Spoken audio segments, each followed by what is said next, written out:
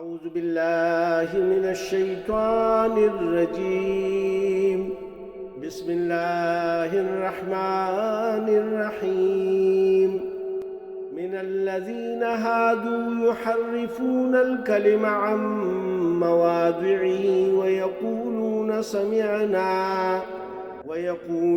سمعنا وعصينا واسمع غير مسمع وراعنا ليا بألسنتهم وطعنا في الدين ولو أنهم قالوا سمعنا وأطعنا واسمع وانظرنا لكان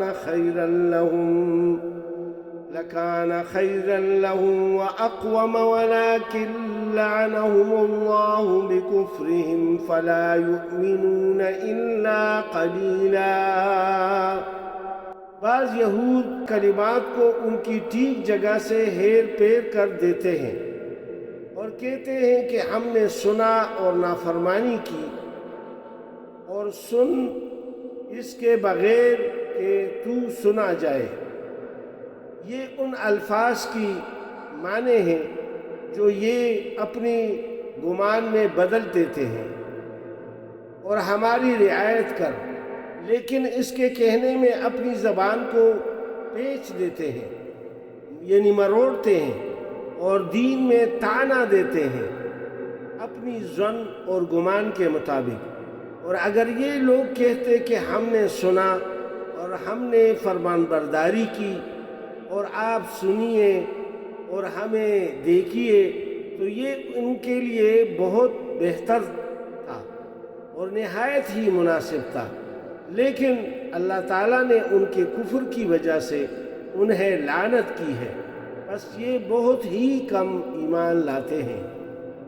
یا ایھا الذین اوتوا الکتاب آمنوا بما نزلنا مصدقا لما معکم من قبل ان نطمس وجوہا